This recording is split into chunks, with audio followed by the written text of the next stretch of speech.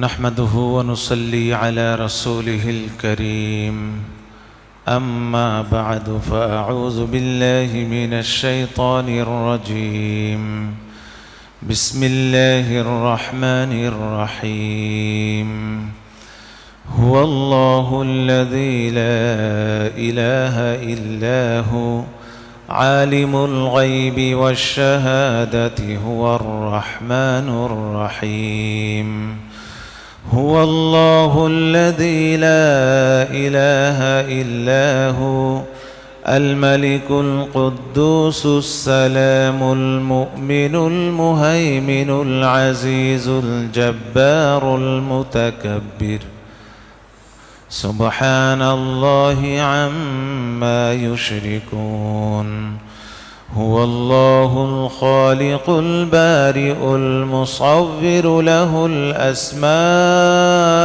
الحسنى يسبح له ما في السماوات والأرض وهو العزيز الحكيم صدق الله العظيم شكرا درود الشريف اللهم صل على محمد وعلى آل محمد كما صليت على إبراهيم وعلى آل إبراهيم إنك حميد مجيد اللهم بارك على محمد وعلى آل محمد كما باركت على إبراهيم وعلى آل إبراهيم إنك حميد مجيد সম্মানিত মুআজ্জাজ মুহতারাম মহান রব্বুল আলামিনের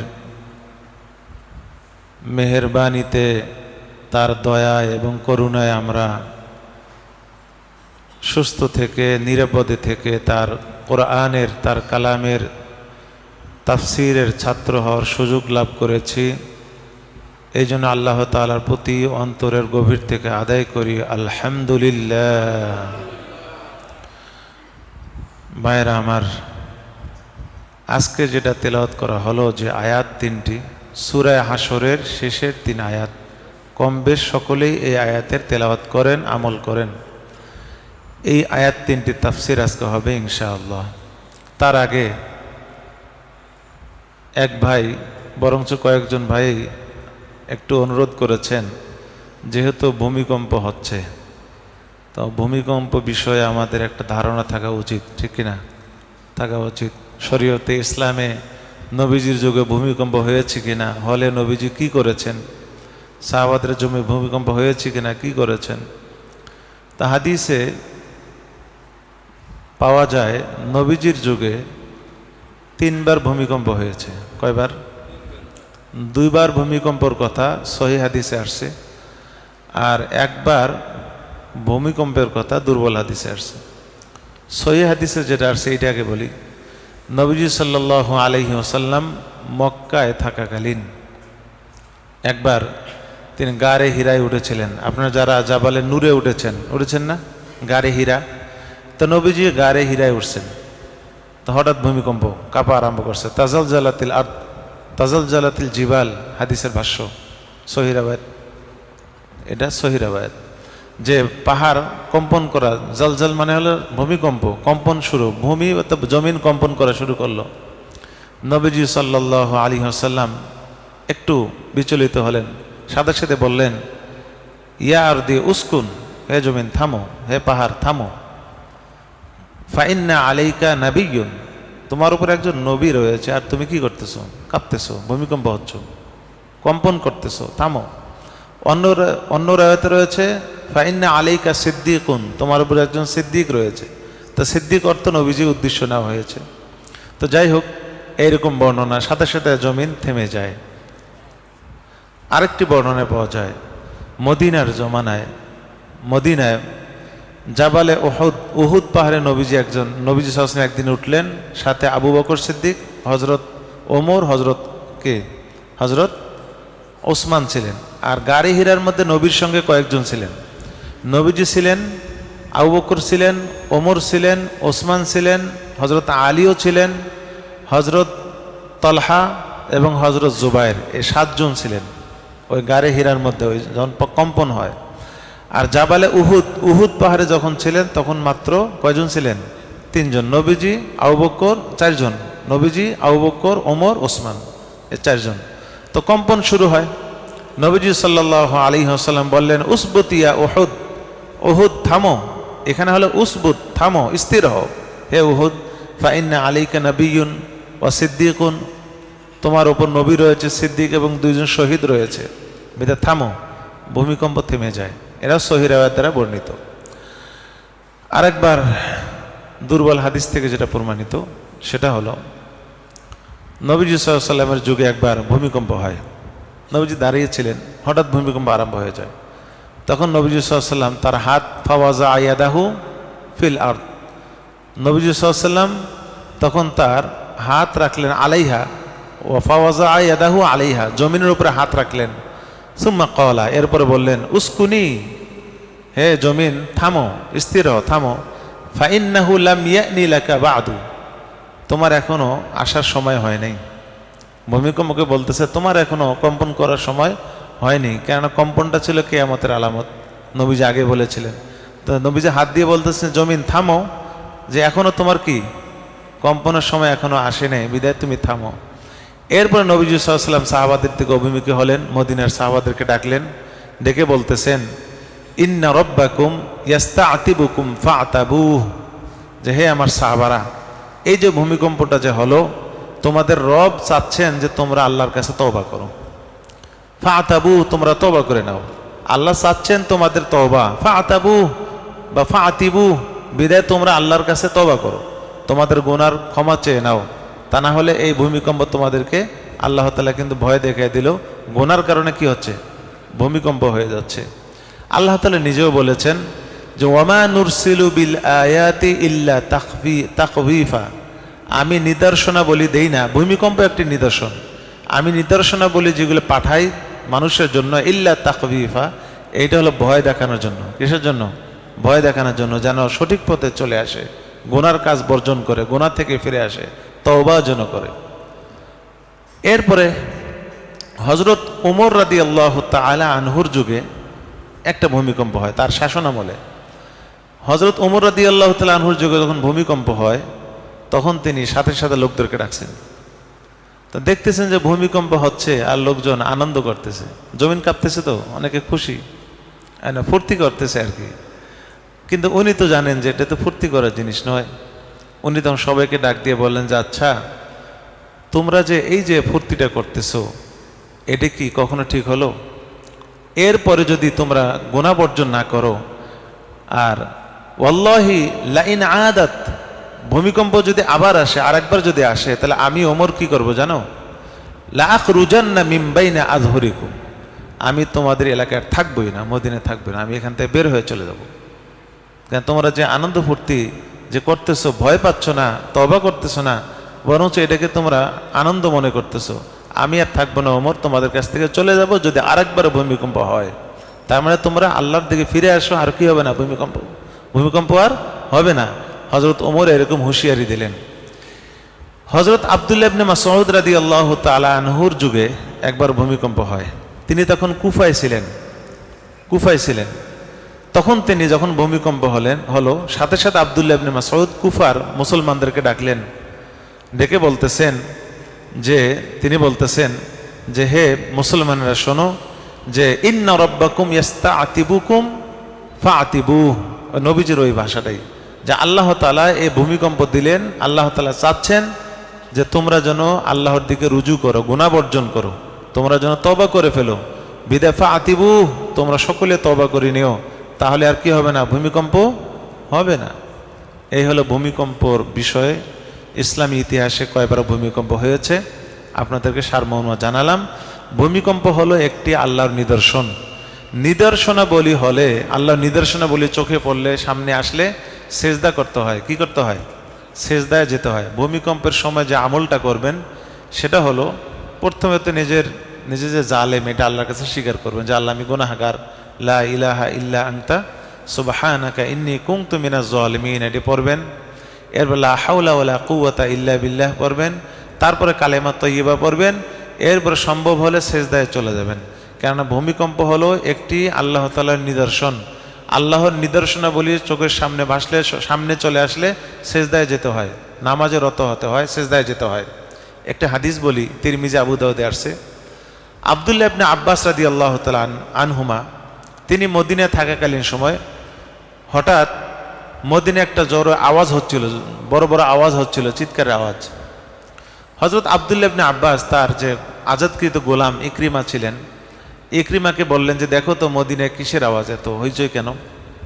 ইকরিমা বাহিরে গেলেন, বাহির থেকে খবর নিয়ে এসে বলতেছেন যে হযরত, বাহিরে খবর পেলাম নবীজি সাল্লাল্লাহু আলাইহি ওয়াসাল্লামের স্ত্রী হযরত সাফিয়া রাদিয়াল্লাহু আনহা তিনি ইন্তেকাল করেছেন। এই জন্য সকলে কান্নাকাটি, কেউ করতেছেন, কেউ এটা নিয়ে আলোচনা করতেছেন, এই জন্য বাহিরে আওয়াজ।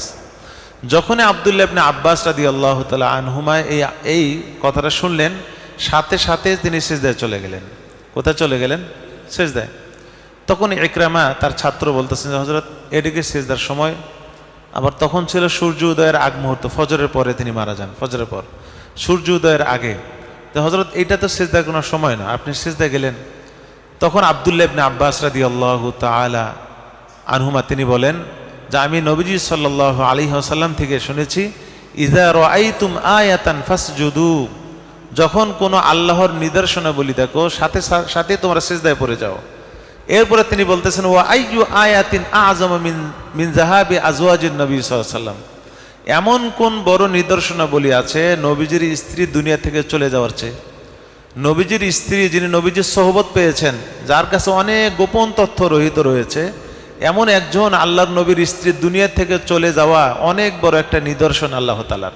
তা এই নিদর্শন যেহেতু প্রকাশ পেয়েছে, ইন্তেকাল করেছেন, বিদায় দুনিয়া থেকে একজন নক্ষত্র চলে গেল, এই জন্য আমি আল্লাহর দরবারে কোথায় পড়ে গেলাম? সেজদায় পড়ে গেলাম। এখান থেকে ফুকাহে কেরাম বলেন, কোনো বড় আলেম যদি দুনিয়া থেকে চলে যান, তাহলে সাথে সাথে সেজদায় চলে যাওয়া, আল্লাহর দরবারে কোথায় চলে যাওয়া? যে আল্লাহ তাআলা একটা আল্লাহর নিদর্শন, যে একজন বড় আলেম যার দ্বারা অনেক ফায়দা হচ্ছিল দিনের, অনেক ফায়দা হচ্ছে মুসলমানের, তিনি দুনিয়া থেকে চলে যাওয়া, অনেক বড় একটা নক্ষত্রকে হারিয়ে ফেললাম আমরা। আল্লাহ তাআলা কুদরত প্রকাশ পেল এখানে, যে সে যতই বড় হোক না কেন, থাকার কি নাই? অধিকার নাই, দুনিয়া থেকে চলে যেতে হবে। এই নিদর্শনাবলী প্রকাশ পেলে সাথে সাথে কোথায় যেতে হয়? সেজদায় যেতে হয়। এই জন্য ভূমিকম্প আল্লাহ তাআলার একটি নিদর্শনাবলী। সম্ভব হলে সেজদায় চলে যাবেন, আরও সম্ভব হলে 2 রাকাত নামাজ পড়বেন, নামাজের নিয়াত করবেন। কেননা সেজদা কিসের মাধ্যমে আদায় হয়? নামাজের মাধ্যমে।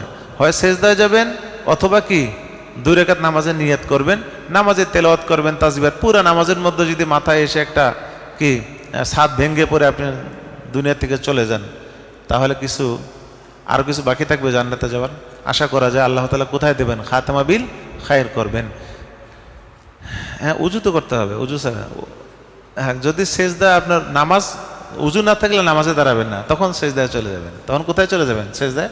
বাকি আমলগুলো করতে থাকবেন। হ্যাঁ, সেজদা আয়াত, এটাকে বলে সেজদায় আয়াত। মানে সেজদা অনেক রকম আছে। একটা হলো সেজদায় সলাত, নামাজের সেজদা, যারা উজু ছাড়া হবে না, কি ছাড়া হবে না। আর একটা হলো সেজদায়ে তেলাওয়াত, সেজদায় তেলাওয়াত উজু ছাড়া হবে না, উজু ছাড়া। আর সেজদায়ে শুকুর, এটাও অনেকে বলেছেন এটা উজু ছাড়া হবে না, আবার কেউ কেউ কি বলেছেন উজু ছাড়াও হবে। আর একটা হলো সেজদায়ে আয়াত, নিদর্শনাবলী আসলে কি করা? সেজদা। আর একটা হলো সেজদায়ে তাজিম, সম্মানার্থে সেজদা করা, বাবা মাকে সম্মানার্থে কি করা? সেজদা। মুরব্বীদেরকে সেজদা করা। এটা আগের নবীদের যুগে হালাল ছিল, আমাদের নবী এসে এটাকে কি করে দিয়েছেন? হারাম করে দিয়েছেন। এইটা আবার করতে চায় না। সেজদায়ে তাজিম এখন আর নেই, এটা আগে ছিল। ব্যাপারটাকে বুঝাতে পেরেছি? তো এই হলো এই সেজদায়ে আয়াত, উজু ছাড়াও করতে পারবেন, যেহেতু আপনার উজুর টাইম নেই। ভূমিকম্প থাকে কতক্ষণ? 5 মিনিট তো থাকবে না, ওই 20 সেকেন্ডে 1 মিনিটের মধ্যে সব কি করে ফেলবে? যা করার আল্লাহ তাআলা করে ফেলবেন। আল্লাহ তাআলা তো মুহূর্তে সব কিছু করতে পারে। হ্যাঁ, দেখতে না দেখতে শেষ ভূমিকম্প, সব যা ক্ষতি হওয়ার ক্ষতি হয়ে যাবে। আল্লাহ তাআলা আপনাকে, আমাকে, আমাদের সকলকে হেফাজত করেন। এছাড়াও সরকারি যে নির্দেশনাগুলো, এগুলো ফলো করতে পারবেন এবং ফলো করা উচিত। এখানে নিষেধাজ্ঞার কিছু নেই যে আমি যেটা বললাম শুধু এইটাই করলেন, হ্যাঁ, আর কি ওই যে আপনি কোনো নিলেন না, নিজের কোনো সতর্ক হলেন না, চেষ্টা করলেন না। না, আপনি জিকির আজকার করতে দেন, কালেমা পড়তে দেখেন, খাটের নিচে ঢুকে যান, সমস্যা নেই। ওখানে গিয়ে আপনি সেজদায় পড়ে যান। হ্যাঁ, সব কিছু কি আছে, অনুমতি রয়েছে, কোনো অসুবিধা নেই। আজান, এখানে কিছু ব্যাপার রয়েছে। ভূমিকম্প বা কোনো ঝড় তুফানের সময় আজান দেওয়ার কিছু কিছু বর্ণনা পাওয়া যায়, আজানের অনুমতি পাওয়া যায়, কিন্তু ম্যাক্সিমাম কিতাবে লেখে আজান এখানে না দেওয়া, বরং আমি যে নিয়মটা বললাম এই নিয়মকে ফলো করার চেষ্টা করা। এবার আসুন আমরা আয়াতের দিকে যাই। আল্লাহ তাআলা বলেন হুয়াল্লাহুল্লাযী, এই আয়াত তিনটার মধ্যে আল্লাহ তাআলার 15 থেকে 16টি নাম, গুণবাচক নাম চলে আসছে। 15টি গুণবাচক নাম আর একটি হলো তার সত্তাগত নাম, মোট 16টি নাম আল্লাহ তাআলা এখানে উল্লেখ করেছেন। এই জন্য এই আয়াতগুলোর ফজিলত বেশি। আয়াতুল কুরসি যেহেতু কি সবচেয়ে বড় আয়াত, ইসমে আজম বলা হয় অনেকে, ওইটাকে ইসমে আজম বলে। এই আয়াত সূরা হাশরের শেষের 3 আয়াতকেও ইসমে আজম বলা হয়। কেন? এখানেও আল্লাহ তাআলার অনেক নাম কি করা হয়েছে, নিয়ে আসা হয়েছে। তো যে আয়াতের মধ্যে আল্লাহর যত নাম, সেই আয়াতের দাম তত বেশি, সেই আয়াতের নাম তত বেশি। আল্লাহ তাআলার 99টি নাম রয়েছে। এই 99টি নাম যদি কেউ পড়তে পারে, মুখস্থ করে আমল করতে পারে, দাখালাল জান্নাহ, কোথায় যাবে? জান্নাতে প্রবেশ করে। কেন? আল্লাহর নাম। এই জন্য আল্লাহর নাম যে আয়াতগুলোতে রয়েছে সেই আয়াতের মর্যাদা একটু আলাদা, একটু বেশি। এই জন্য সূরা হাশরের শেষের 3 আয়াতের ফজিলত আমরা সকলে জানি।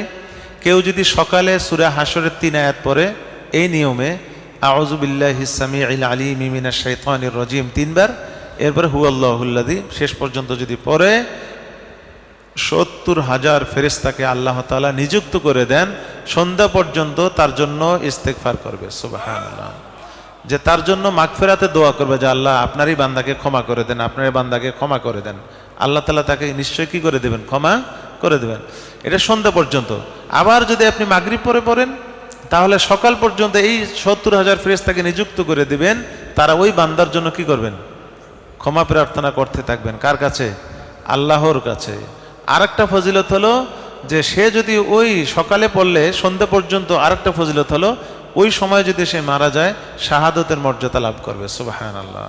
আবার সন্ধ্যায় যদি আমলটা করে তাহলে সকাল পর্যন্ত এই সময়ের মধ্যে যদি মারা যায় তাহলে সে শাহাদতের মর্যাদা লাভ করবে। সুবহানাল্লাহ।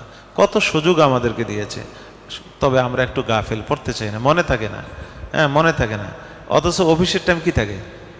মনে থাকে। বেতন নেওয়ার ডেট কি থাকে? সব ঠিক। ডেট একটু ওভার হলে কি বসের কাছে গিয়ে কত বায়না যে স্যার আমার বাসা ভাড়া দিতে হবে, এটা সেটা। অথচ কত সুযোগ, সকাল সন্ধ্যা পড়লে বায়না ছাড়াই কোথায় যাওয়া যায়? জান্নাতে যাওয়া যায়। বায়না ছাড়াই 70,000 ফেরেশতা আপনার খাদেম হিসেবে থাকতেছে, আপনার জন্য মাগফিরাতের কি করতেছে? দোয়া। কিন্তু আমরা কি এটা মূল্য যেহেতু নগদ পাই না, এই জন্য খুব একটা বুঝতে চাই না। আল্লাহ তাআলা আমাদেরকে বোঝার তৌফিক দান করেন।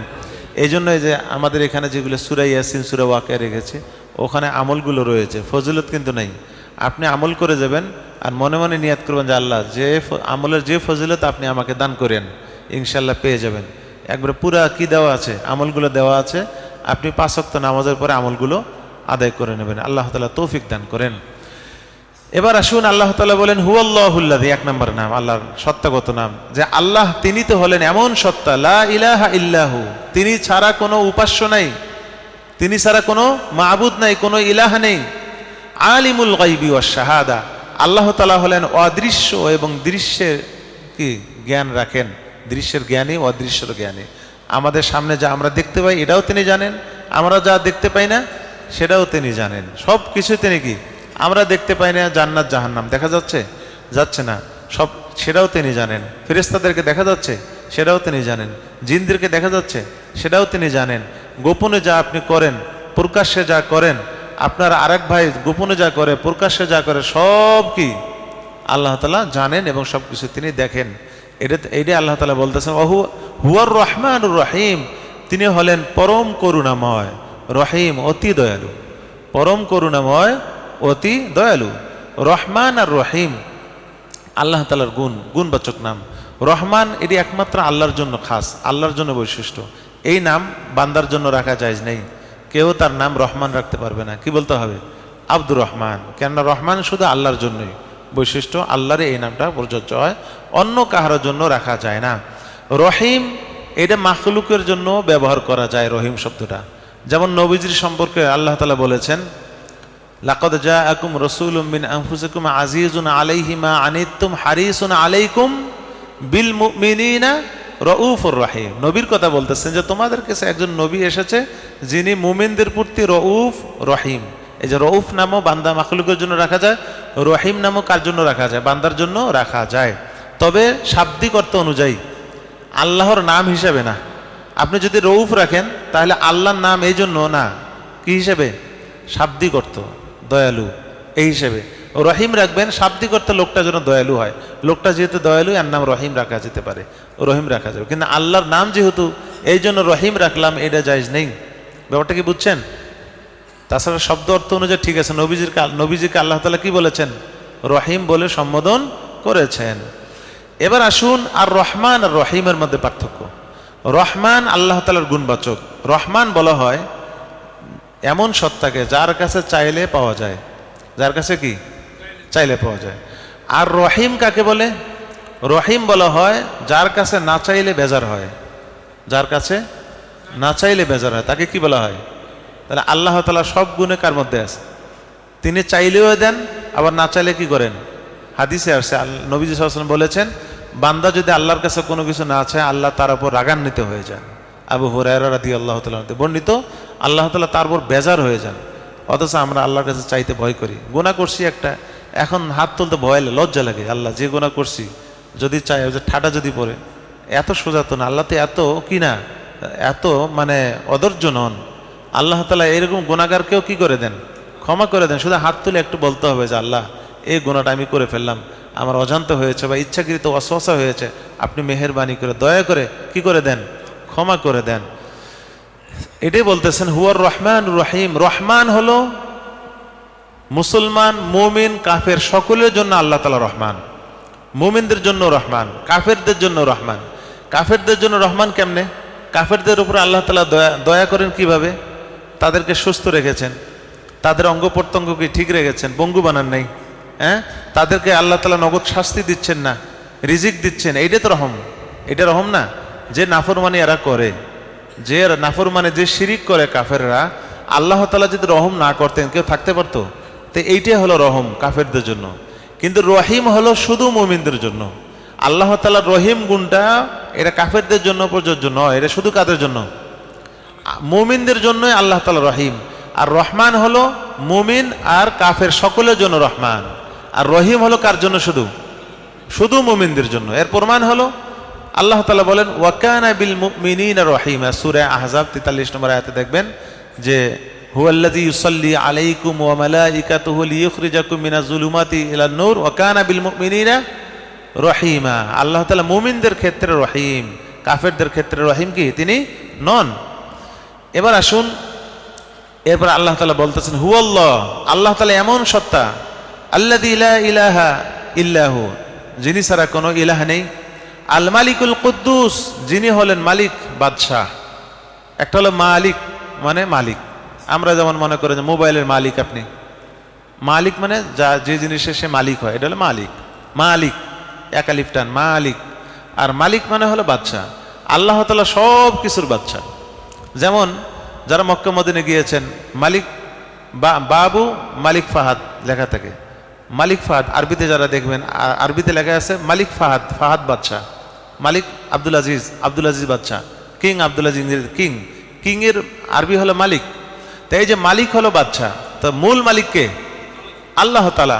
আল্লাহ তাআলা বলতেছেন যে আল মালিকু, যিনি হলেন বাদশাহ, আল কুদ্দুসু, যিনি হলেন পবিত্র, সমস্ত ত্রুটি থেকে যিনি কি পবিত্র। তার কোনো ছেলে নাই, তার স্ত্রী নেই, তার মেয়ে নাই, তার কিছুই আত্মীয় স্বজন কিছুই নেই। তিনি হলেন এই সমস্ত অপবাদ থেকে তিনি মুক্ত, পবিত্র। আসসালামু, তিনি হলেন ত্রুটি মুক্ত। একটা অর্থ ত্রুটি মুক্ত, দোষ ত্রুটি থেকে তিনি মুক্ত। যেমন সহি সালেম বলি না, সহি সালামতে যেন আপনি চলে আসেন, মানে নিরাপদে যেন আসেন, মুক্ত। আর একটা হলো সালামুন, অর্থ হলো শান্তি। তিনি হলেন সালাম। আল্লাহ তাআলা কি শান্তি, আল্লাহ তাআলা কি নিজেই তিনি শান্তি। সাহাবায়ে কেরাম ইসলামের শুরুর দিক দিয়ে নামাজের মধ্যে আত্তাহিয়াতুর মধ্যে পড়তো আত্তাহিয়াতু লিল্লাহি ওয়াস সালাওয়াতু ওয়াত তাইয়্যিবাত, আসসালামু আলাল্লাহি, হ্যাঁ, আসসালামু আলাল্লাহ, ওয়াসসালামু আলা জিবরিল ওয়া মিকাইল, এরপর ওয়াসসালামু আইয়ুহান নবী ওয়া রাহমাতুল্লাহি ওয়া বারাকাতুহু। এইভাবে তারা আত্তাহিয়াত পড়তেন। আগে আল্লাহর উপর সালাম দিতেন, তারপরে ফেরেশতাদের উপর কি দিতেন? সালাম। তারপরে কার উপর? নবীর উপর। নবীজি এটা যা টের পেয়ে সবাইকে ডাকলেন, ডেকে বললেন যে তোমরা আল্লাহ তাআলাকে সালাম কেন দিচ্ছ? সালাম তো হলো দোয়া, দোয়া না? আসসালামু আলাইকুম মানে কি? আপনার উপর শান্তি বর্ষণ হোক। সালাম দোয়া না? তাহলে সালাম তো দোয়া। আল্লাহ তাআলা কি দোয়ার মহতাজ? আল্লাহ কি দোয়ার মহতাজ? আল্লাহ আপনার উপর কি রহম হোক, এটাকে বলা যাবে? তা তোমরা সালাম দিচ্ছ, আল্লাহকে কেন সালাম দিচ্ছ? আল্লাহ তো নিজেই সালাম, হুয়া সালাম, তিনি তো নিজেই শান্তি, তার উপর কিসের তোমরা শান্তির দোয়া করো? এই জন্য আসসালামু আলাল্লাহ বলবে না, সামনে থেকে বলবে এইভাবে, আসসালামু আলাইকা আইয়ুহান নাবিয়্যু ওয়া রাহমাতুল্লাহি ওয়া বারাকাতুহু, আসসালামু আলাইনা ওয়া আলা ইবাদিল্লাহিস সালিহিন। ইবাদিল্লাহিস সালিহিনের মধ্যে জিবরাইলও আছে, মিকাইলও আছে, ইসরাফিল আছে, মুমিন বান্দা, ফেরেশতা, জিন, মানুষ সবই এখানে কি আছে? অন্তর্ভুক্ত আছে। বিধায় ওদের আলাদা আলাদা নাম করে বলার কি নাই, দরকার নাই। ব্যাপারটা কি বুঝেছেন? এই জন্য সালাম এটা কার নাম? আল্লাহ তাআলার নাম। এই জন্য নামাজ শেষ হওয়ার পরে, ফরজ নামাজ সালাম ফিরানোর পরে কি বলতে হয়? আস্তাগফিরুল্লাহ, আস্তাগফিরুল্লাহ, আস্তাগফিরুল্লাহ। তারপর কি বলতে হয়?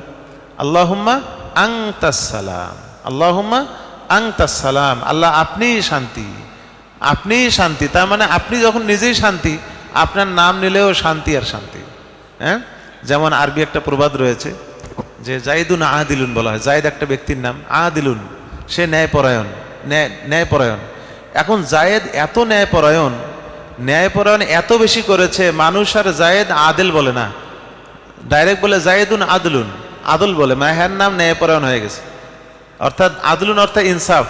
একটা হলো ইনসাফকারী, এতক্ষণ ছিল জায়েদ ইনসাফকারী, এখন আর মানুষ জায়েদ ইনসাফকারী বলে না, কি ডাইরেক্ট বলে জায়েদ ইনসাফ। জায়েদ মানে কি? ইনসাফ। জায়েদ অর্থ ইনসাফ। তা আল্লাহ তাআলা নিজে হলেন শান্তি। হ্যাঁ, তো এই জন্য আল্লাহুম্মা আনতাস সালাম ওয়া মিনকাস সালাম তাবারাকতা ইয়া যাল জালালি ওয়াল ইকরাম, এই দোয়াগুলো নবীজি সাল্লাল্লাহু আলাইহি ওয়াসাল্লাম আমাদেরকে শিখিয়েছেন। এই যে নামাজের পরে যে দোয়াগুলো, এইটা হলো মূলত ফরজ নামাজের পরে। কিসের পরে? ফরজ। নফলের পরে কিন্তু না। তিনবার ইস্তেগফার পড়ি না, আস্তাগফিরুল্লাহ, আস্তাগফিরুল্লাহ, আস্তাগফিরুল্লাহ। এটা কোন নামাজের পরে? আমরা নফলের পরেও আসসালামু আলাইকুম রাহমাতুল্লাহ, আসসালামু আলাইকুম রাহমাতুল্লাহ, আস্তাগফিরুল্লাহ, আস্তাগফিরুল্লাহ, আস্তাগফিরুল্লাহ, আল্লাহুম্মা আনতাস সালাম। এটা তো আমল কিসের পরে? ফরজের পরে। এই আমলগুলো কিসের পরে? ফরজ। নফলের পরে এইগুলো, এই নীতিগুলো ফলো করতে হয় না।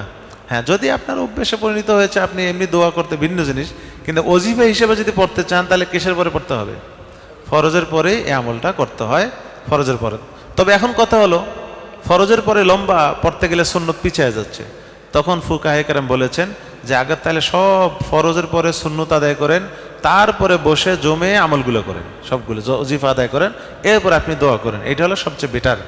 তবে শাহ ওলিউল্লাহ মুহাদ্দিস দেহলভী রহমতুল্লাহি আলাইহি বলেন যে উত্তম হলো আগে ফরজের পরে আগে ওজিফাগুলো আদায় করা, তারপরে সুন্নত আদায় করা। আমাদের উপমহাদেশে ওলামায়ে কেরাম বলেছেন যে আগে সুন্নতটা আদায় করা, সুন্নতে মুআক্কাদ, তারপরে কি করা? ওজিফাগুলো আদায় করা, তারপরে দোয়া করা, এটা হলো উত্তম। তবে কারো কাছে যেটা সহজ হয় সেইটা আমল করা হলো তার জন্য বেটার। আল্লাহ তাআলা আমাদেরকে আমল করার তৌফিক দান করেন। এরপর আল্লাহ তাআলা বলতেছেন আসসালামুল মুমিনু, তিনি হলেন নিরাপত্তা দানকারী। আল মুমিন মানে নিরাপত্তা দানকারী, তিনি মানুষকে নিরাপত্তা দান করেন। ভূমিকম্প হলেও যদি আল্লাহর নিরাপত্তা থাকে, ভূমিকম্পের বাবার ক্ষমতা আছে? ক্ষমতা নেই, ক্ষমতা নেই। এটা একটা অর্থ, নিরাপত্তা দানকারী। আর একটা হলো মুমিন, অর্থ হলো সত্যায়নকারী, যে তিনি সত্যায়ন করেছেন নবীদেরকে মুজিজার মাধ্যমে। আল্লাহ তাআলা তার নবীদেরকে সত্যায়ন করেছেন যে আপনি আল্লাহর নবী, আমার নবী। এ সত্যায়ন করেছেন কি দিয়ে? মুজিজা দিয়ে। নবীজির মাধ্যমে যে মুজিজা বের হয়, এই মুজিজাগুলো আল্লাহ তাআলা দিয়েছেন কিনা? আল্লাহ তাআলা মুজিজা দিয়ে তাদেরকে নবী হিসেবে কি করেছেন? সত্যায়িত করেছেন। তো এটাই বলতেছেন যে আল মুমিন আল মুহাইমিন, তিনি হলেন রক্ষক। আল্লাহ তাআলা কি রক্ষা করেন। আল্লাহ নবী সাল্লাল্লাহু আলাইহি ওয়াসাল্লাম কোথায় গেছিলেন? ওই যে গত সূরার মধ্যে, এই সূরায় তো শুরু দিয়ে বনু কুরাইজা, বনু নজির, সেখানে গিয়ে ইহুদিরা নবীকে উপর থেকে পাথর মারতে চাইছিলেন, ঠিক না? পাথর মারার জন্য উপরে গেছে, কিন্তু পাথর মারতে পারছেন? পারেনি। কেন? আল্লাহ তাআলা রক্ষক। আল্লাহ রক্ষা করছেন কাকে? নবীজিকে। এটাই বলতেছেন তিনি আল মুহাইমিন, তিনি হলেন রক্ষক, রক্ষণাবেক্ষণাকারী। আল আজিজুল জব্বার, আল আজিজ মহাপরাক্রমশালী, আল জব্বার মহাপ্রতাপশালী তিনি। আল মুতাকাব্বির, এবং তিনি হলেন অহংকারের অধিকারী। অহংকার এটা কার চাদর? আল্লাহর চাদর। অহংকার তো আল্লাহ তাআলা করতে পারেন, মানুষ তো অহংকার করার অধিকার রাখে না। অথচ এই অধিকারটা আমরা অনেকেই কি ব্যবহার করি। আল্লাহ তাআলা আমাদেরকে হেফাজত করেন। সুবহানাল্লাহি আম্মা ইউশরিকুন, যে আল্লাহ তাআলা, সুবহানাল্লাহ মানে আল্লাহ তাআলা পবিত্র, আম্মা ওই সকল বিষয় থেকে, ইউশরিকুন যে সকল বিষয়ে কাফেররা কি করে, মুশরিকরা শিরিক করে। হুয়াল্লাহ তিনি এমন সত্তা, আল খালিকু যিনি সৃষ্টিকারী, আল বারিউ উদ্ভাবক। খালেক সৃষ্টি করে, একটা থেকে আরেকটা সৃষ্টি করে, আর বারে মানে উদ্ভাবক, মানে প্রথম সৃষ্টি যিনি করেছেন তাকে বলা হয় কি বারিউ। আল মুসাব্বিরু তিনি আকৃতি, অর্থাৎ আকৃতি অঙ্কন যিনি, আকৃতি দান করে যিনি, আকৃতি দানকারী, অঙ্কনকারী, আকৃতি দানকারী। লাহুল আসমাউল হুসনা তার জন্য রয়েছে অনেক সুন্দর সুন্দর নাম। আল্লাহর অনেক সুন্দর সুন্দর নাম। বলেছিলাম কয়টি নাম?